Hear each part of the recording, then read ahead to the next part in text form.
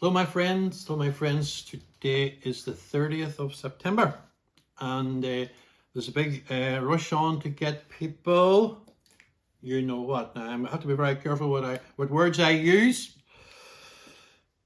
Still an awful lot of people don't understand what the whole thing's all about. I mean, I'm talking about this thing here.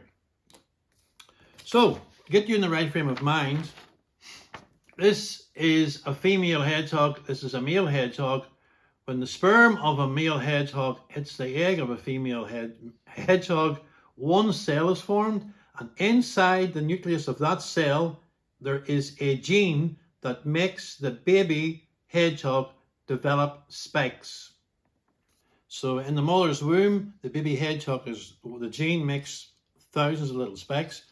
There is a layer of skin around the spike that grows during the development of the embryo inside the mother, so that it doesn't hurt the mother as it's delivered down the birth canal. And after about a week, that skin disappears and the spikes appear.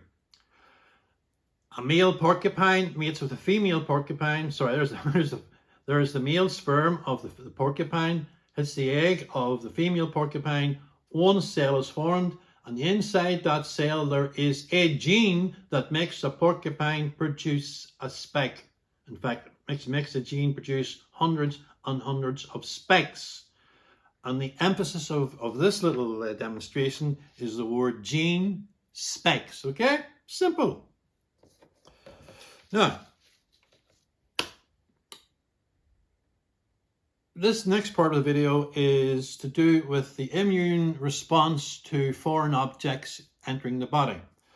If I were to go outside and pick a stone off the yard outside and cut my hand and put that stone in under the skin, immediately my immune system would come, see the presence of foreign germs and bacteria on that stone, and it would start attacking it.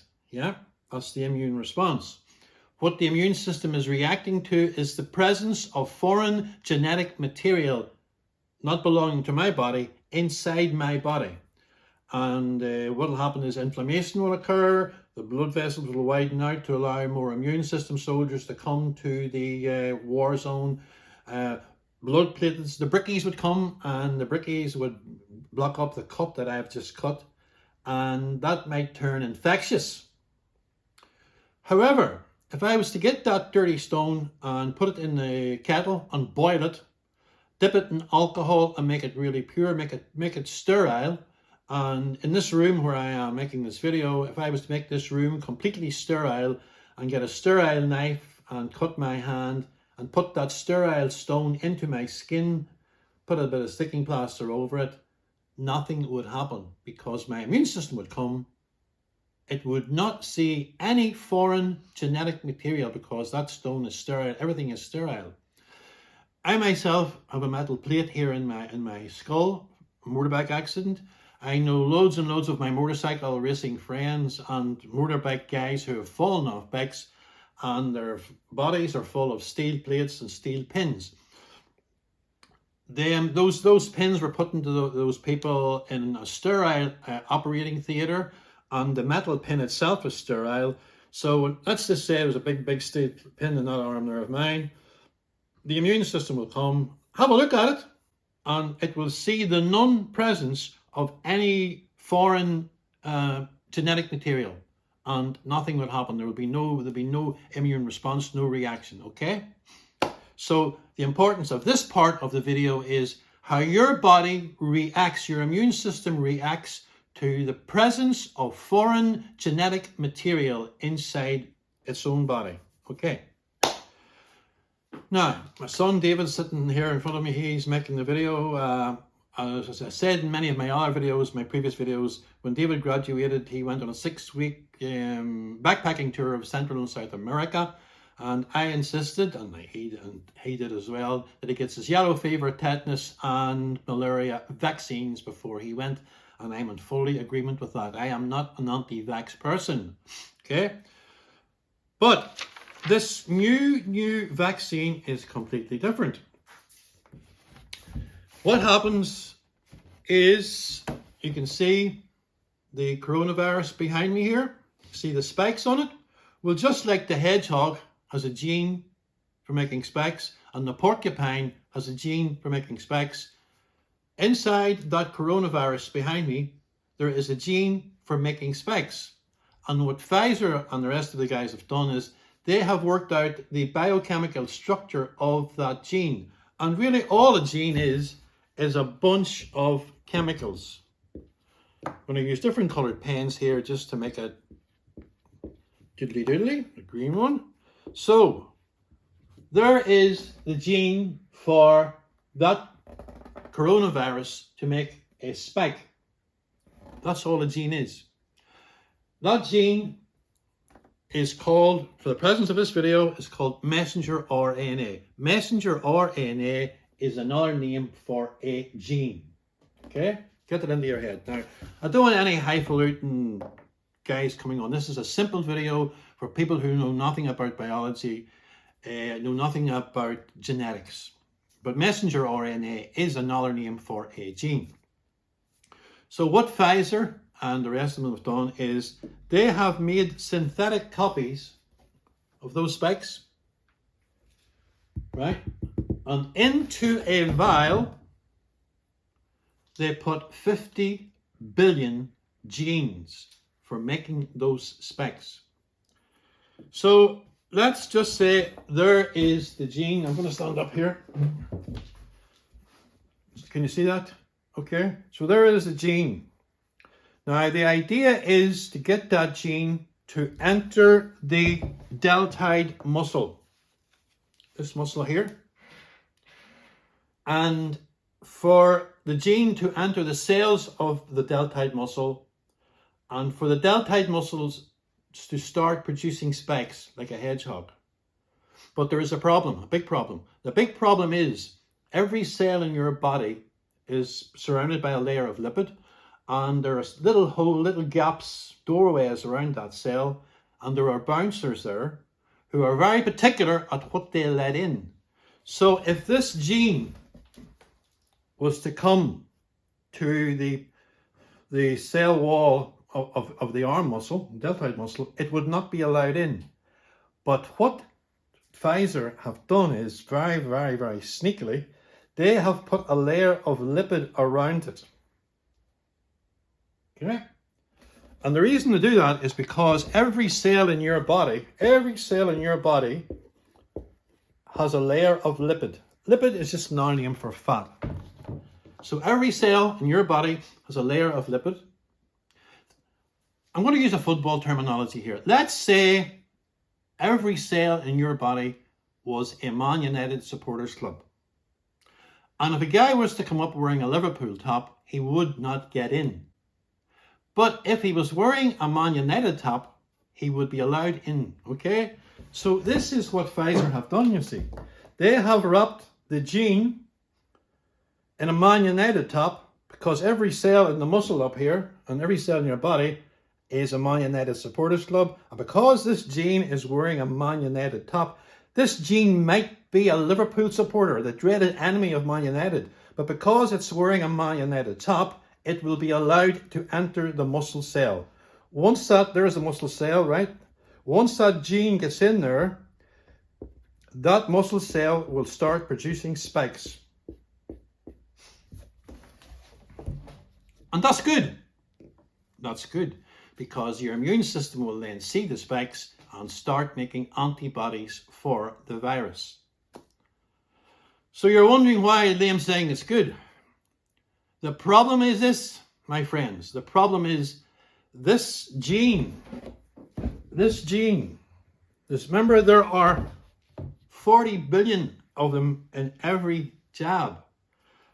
The genes are escaping from the deltoid muscle and getting into the bloodstream and traveling all around the body in the bloodstream. And in those big arteries and veins where the blood is flowing pretty quick, the gene doesn't get a chance to adhere to the wall of the blood capillary. But where the blood flows to a trickle, as in a small capillary in your brain or your heart or your lung or anywhere in your body, what will then happen is, let's say my hand represents the lining of a blood vessel.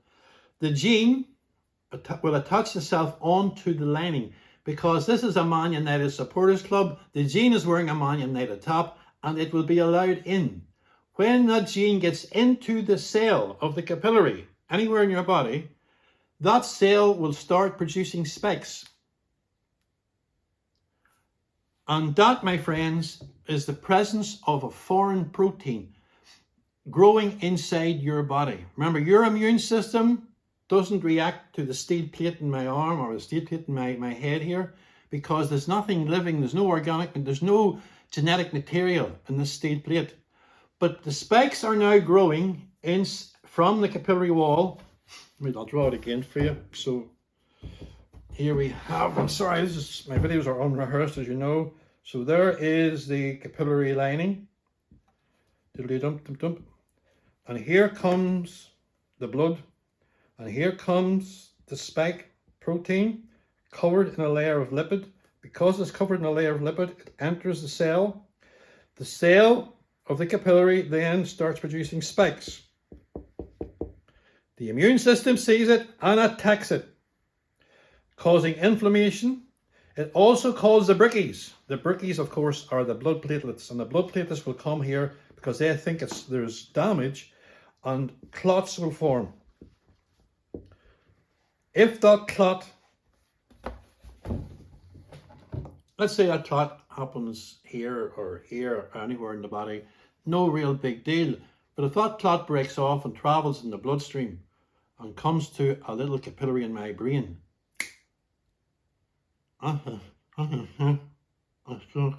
right? If that clot travels to my heart and comes to my coronary artery and blocks the flow of blood to my heart tissue, that is a coronary thrombosis. That is instant death. Yeah. So you see the danger of this messenger RNA gene escaping from the deltoid muscle and going all over the body, wherever it lands in the body, wherever it lands and starts to enters the cell. Because remember the football analogy. Every cell in your body is a Man United club. These wee genes are wearing a Man United top. They will be allowed to enter that cell.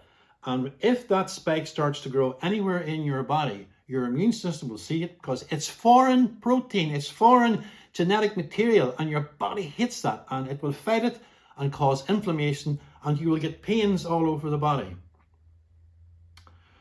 A lot of people are experiencing weird pains, and you know, Liam, I haven't been the same since, and all, and they're going for their second and their third, and I am trying to teach them. It's a bit like walking down Portadown Street on a Saturday, and outside St. Mark's Church there are 4 or 5 guys preaching the gospel, and they wholeheartedly believe in everything they're saying, and everybody walks past them. Very, very few people listen to them. And I feel like a preacher sometimes, because I've been telling people this last 2 years, and gradually they're coming around to my way of thinking. But the only other day I heard someone saying, I'm going to get my flu shot and my COVID shot next week. So, yeah. My friends, this is gene therapy. You're being injected with a gene that is causing the production of a foreign protein, a foreign genetic product that your body is going to react to.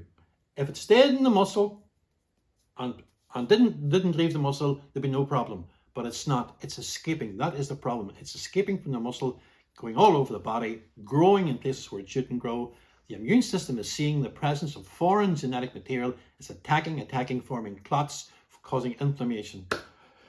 So I'd probably be banned from Facebook for this, my friends. But listen, it's coming into flu season. All you got to do is take 1,000 milligrams of vitamin C, 5,000 international units of vitamin D3, zinc, and the secret weapon. During the Second World War, in the Battle of Britain, the Germans outnumbered the British by 2-1 in airplanes, but the British had a secret weapon. They had radar. You have a secret weapon. It's called ivermectin. And at the first sign of the flu coming on, you take 2 ivermectin, and I promise you, the next day, gone. Okay? So God bless, and thank you for watching this video. Thank you very much.